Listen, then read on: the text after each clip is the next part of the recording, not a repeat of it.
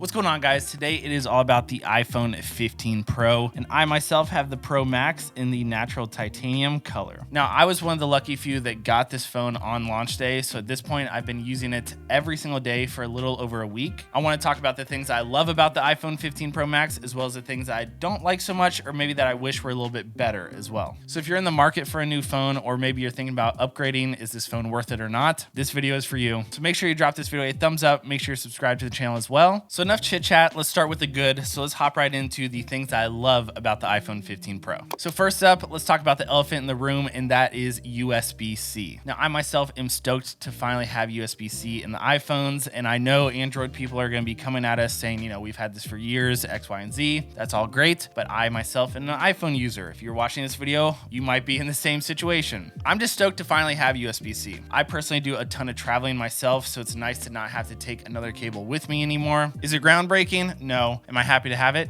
Yes. So next up, let's talk about the phone's build. Now, they decided to swap in titanium as the main material this year, which I myself am a big fan of. I like the way it looks. I like this natural titanium color that I went with, as well as they kind of rounded off the edges of the phone, which I think makes it feel really great in the hand as well. Some people have some theories about the overheating stuff with the titanium, which we'll save for later on in this video. But another big win with titanium is the fact that it makes your phone significantly lighter. I think they say it's about 10% lighter than the previous model. And if you hold the two in your hand, it actually does feel like a big difference. Stronger material that's lighter sounds like a win to me. Another new thing is the action button, which I don't think really any of us saw coming. Now, I'm someone who my phone is on silent 24/7. It's a very rare occasion that my phone is ever on loud. We all know those people that their phone's always on loud and they kind of get annoying very quickly. You know who you are. But seriously, I never used that silent button before. So the fact that we have a customizable button now is actually pretty cool. I feel like everyone kind of has to feel it out for themselves to figure out what makes the most sense. I know some photographer friends have made that button where it opens up your camera. I myself right now have a shortcut set up to open up the reminders app. And that's the cool thing about that is you can use the shortcuts to basically make that button do anything you want. So people have fully dedicated videos to different things you can customize it for. But the fact that Apple added a button to the iPhone that's fully customizable is kind of a surprise to a lot of us. And I'm pretty stoked about that. And hopefully they continue that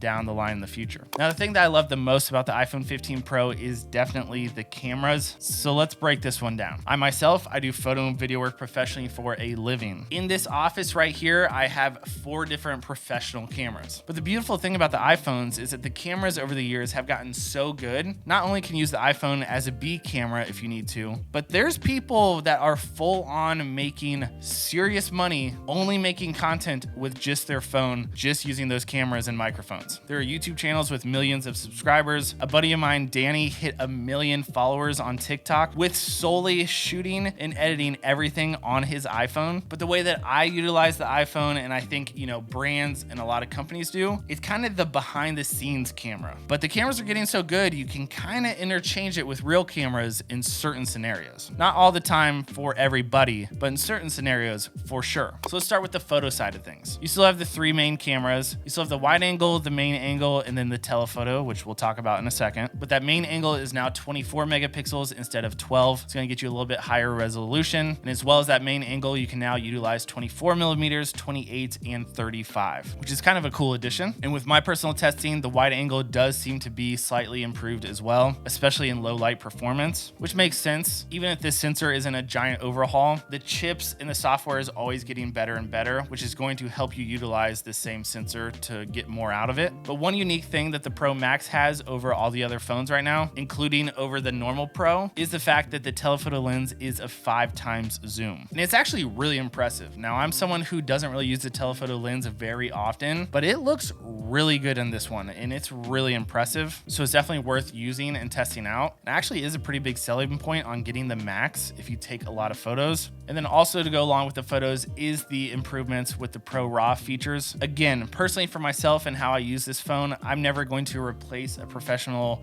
mirrorless camera with the iPhone. So I don't really shoot pro raw photos all the time, but if I'm shooting something that's maybe more important, or maybe I'm in a pinch and I don't have my actual camera with me, it's nice to be able to have the feature to switch this over and be able to shoot raw images out of it. But the cameras and the photos are really important for me on the iPhone, and it's the biggest selling point from being a content creator every single year. Even if it's minimal improvements, I will take it because this is the camera that I have with me on my body 24/7, 365. And every single photo that I shoot with this, I throw it into Lightroom Mobile, I throw on one of my presets, I export it, and then I do whatever I want with it. Post on my socials, send it to somebody, whatever the case is. So yeah, photos on this phone, really impressive and the best we've ever seen before. Yo, what's up guys? So Future Johnny here real quick. I'm editing this video right now. But you know, this video isn't sponsored. I'm literally just making this iPhone content because I'm passionate about it. So I figured this is a good chance to tell you guys about my digital assets that I have available. If you guys want to pick up my Lightroom preset pack, those are the presets that I use on every single photo that I put out, as well as I just came out with my first ever wallpaper pack that will get your iPhones, tablets, desktop computers, everything looking right. First link down in the description will take you guys over there if you want to pick anything up. It's a great way to support me and the channel, but back to the video.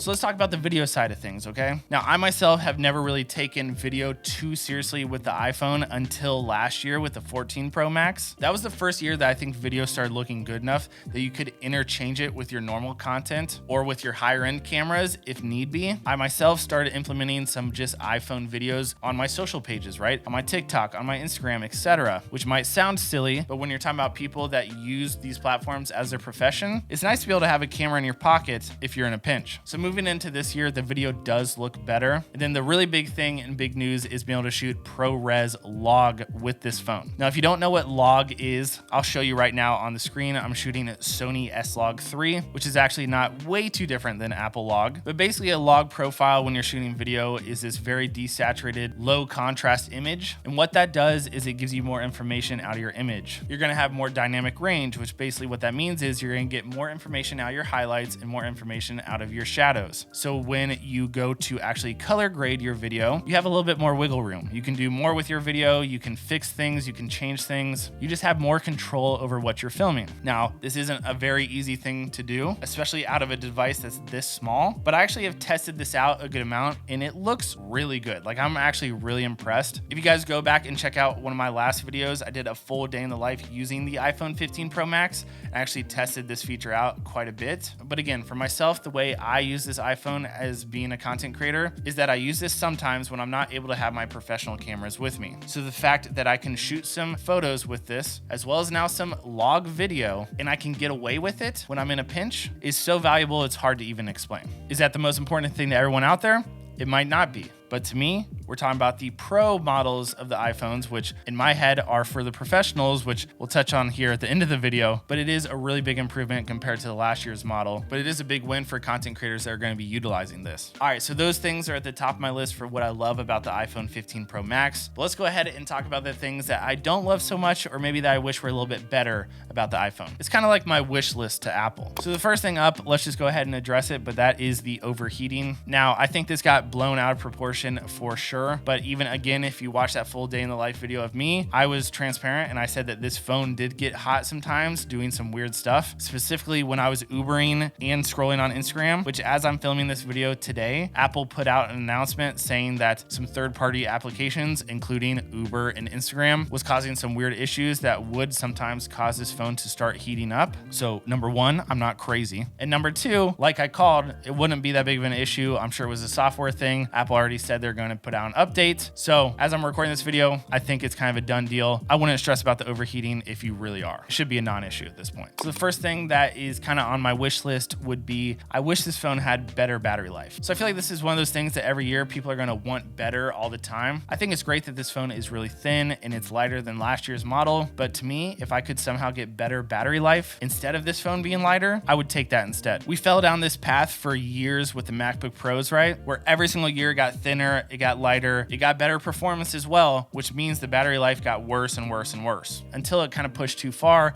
Then Apple came out with the M1 Max MacBooks and they made it a little bit thicker. They made it a little bit heavier. And guess what? The battery life was incredible on it. And again, being a professional creative and having this have a pro name on it, if we're going to get the pro features, I would also like to get the pro performance out of it. Next up is, I mentioned the ultra-wide camera earlier. I would like to see the ultra-wide get a little bit more love. I think this year all the attention's on that 5x zoom and then the main camera angle, since it has that 24 megapixels now. And then right now, especially in the social media world, we all know how important that wide angle lens is for the 0.5 selfies. If you don't know what I'm talking about, you're probably a boomer. But everyone is posting these really wide selfies, and obviously selfies are a big thing anyways. So eventually I hope we actually get a wide angle lens on the front of this camera. So let's see some wide angle love, okay? So that's pretty much it for my wish list, but I know what you are thinking. Is this phone worth upgrading to? Should you pick up this phone? So here's kind of my thoughts. To me, if you're the everyday type of user, you use this for casual things, calls, FaceTime, social media, messaging, some photos here or there with friends. You're not a professional creative. If you are coming from the 14s, I wouldn't say this is probably worth the jump. But if you are a professional, you are someone that does short form content or shoots YouTube videos with your phone or shoots a lot of photos, and you would utilize some of the pro features or even the incremental improvements with the cameras and those things, yes, this is 100% worth the upgrade. You will see improvements compared to the last generation. Are they going to be absolutely groundbreaking? That's going to kind of depend on how you use your phone and what your workflow is. And it also kind of depends on what phone you're coming from. If you're coming from the 14s, this isn't going to be the biggest jump. If you're a few years behind and you kind of have like the 12 or the 11, I think this is worth the jump. Even the everyday type of user is going to utilize some of these improvements. And if you're like myself and you are professional or creative and you use your phone all day long, whether it be to shoot content, edit content, or maybe it's just responding to emails, maybe it's posting on your socials, maybe you're uploading to YouTube, TikTok, Instagram all day long. All these little improvements do really add up. And the way I personally look at it and why I have no problem upgrading every single year to the new iPhone is you think about all the tech, all the gear, all the cameras, all the everything that you have. And the iPhone is the only thing I have on my body or within like 15 feet of me every single hour, every single day, all year long. And I feel like people get mad about that and be like, oh my God, you shouldn't spend that much time around your phone. I'm just being realistic. Everyone's use case scenario is very different, but everyone's income, their budgets are going to be different as well. But we do live in this tech world right now where there's new phones every single year. There's new cameras dropping every 3 months. So it's very easy to get caught up in the game of, oh, I need to have, you know, the newest, greatest thing. But you have to look at your own situation, look at how you utilize the device and ask yourself, truly,